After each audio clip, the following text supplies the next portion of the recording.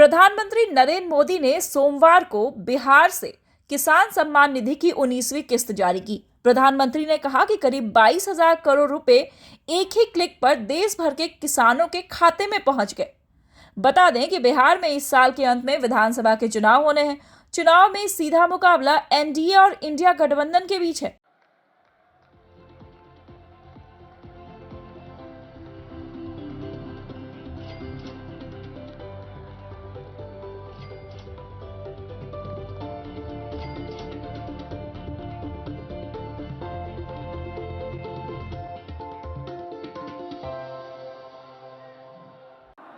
भारत माता की अंगराज दानवीर कर्ण के धरती महर्षि मैही के तपस्थली भगवान वासुपूज्य के पंच कल्याणक भूमि विश्व प्रसिद्ध विक्रमशिला महाविहार बाबा बूढ़ानाथ के पवित्र भूमि पे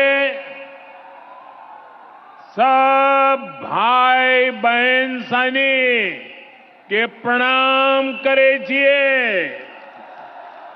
प्रधानमंत्री नरेंद्र मोदी ने बिना नाम लिए विपक्षी गठबंधन की अगुवाई कर रहे आरजेडी को निशाने पर लिया। प्रधानमंत्री ने कहा, इस समय प्रयागराज में एकता का महाकुंभ चल रहा है। ये भारत की आस्था का, भारत की एकता और समरसता का सबसे बड़ा महोत्सव है। पूरे यूरोप की जितनी जनसंख्या है उससे भी अधिक लोग इस एकता के महाकुंभ में स्नान कर चुके हैं, लेकिन ये जंगल राज वाले महाकुंभ को गाली दे रहे हैं।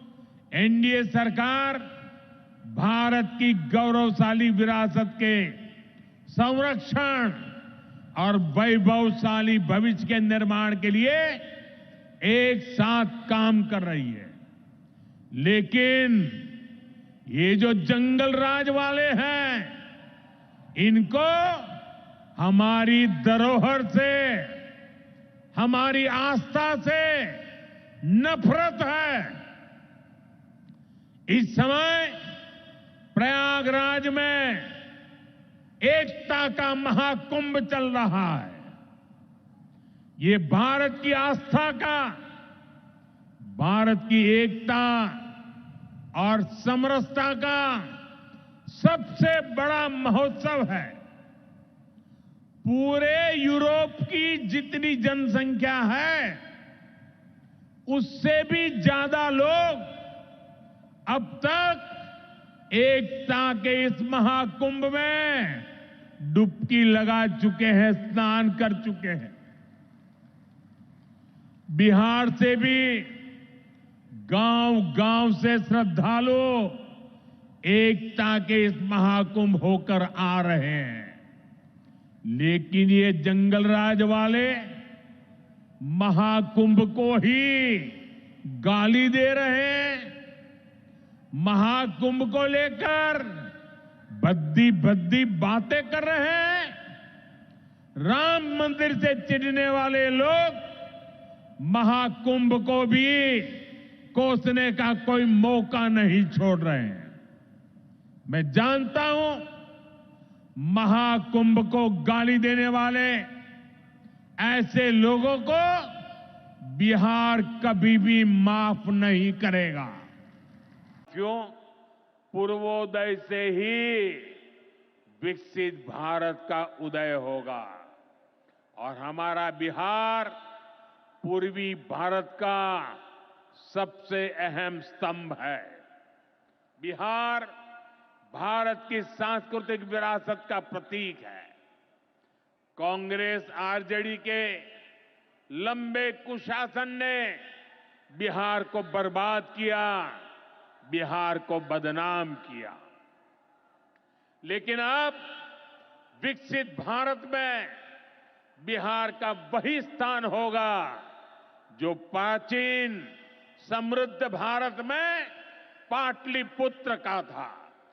इसके लिए हम सभी मिलकर निरंतर प्रयास कर रहे हैं। बिहार में आधुनिक कनेक्टिविटी के लिए सड़कों के नेटवर्क के लिए, जन कल्याण की योजनाओं के लिए एनडीए सरकार प्रतिबद्ध होकर काम कर रही है। मुंगेर से भागलपुर होते हुए मिर्जा चौकी तक करीब 5,000 करोड़ रुपए की लागत से नया हाईवे भी बनाने का काम शुरू हो रहा है। भागलपुर से औंसडीहा तक 4 लेन सड़क को चौड़ा करने का काम भी शुरू होने जा रहा है। भारत सरकार ने विक्रमशिला से कटारिया तक नई रेल लाइन और रेल पुल को भी स्वीकृति दे दी है।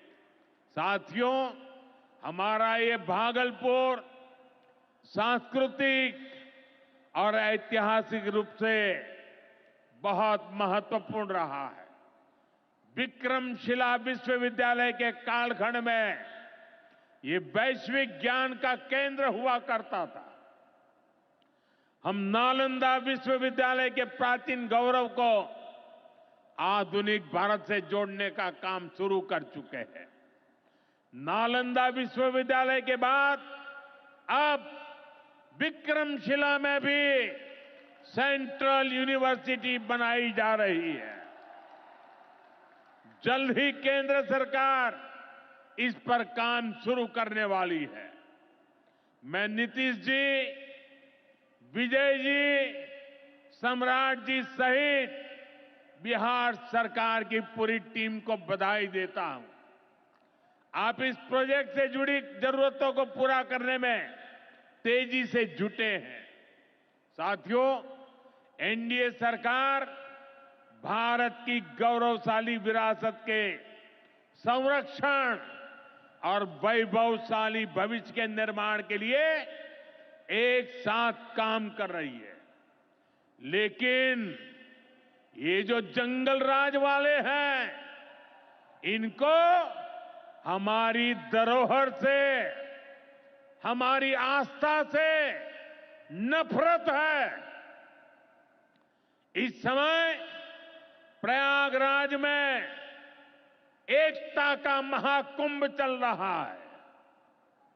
ये भारत की आस्था का, भारत की एकता और समरसता का सबसे बड़ा महोत्सव है। पूरे यूरोप की जितनी जनसंख्या है, उससे भी ज्यादा लोग अब तक एकता के इस महाकुंभ में डुबकी लगा चुके हैं, स्नान कर चुके हैं। बिहार से भी गांव-गांव से श्रद्धालु एकता के इस महाकुंभ होकर आ रहे हैं। लेकिन ये जंगल राज वाले महाकुंभ को ही गाली दे रहे हैं। महाकुंभ को लेकर भद्दी भद्दी बातें कर रहे हैं। राम मंदिर से चिढ़ने वाले लोग महाकुंभ को भी कोसने का कोई मौका नहीं छोड़ रहे हैं। मैं जानता हूं, महाकुंभ को गाली देने वाले ऐसे लोगों को बिहार कभी भी माफ नहीं करेगा।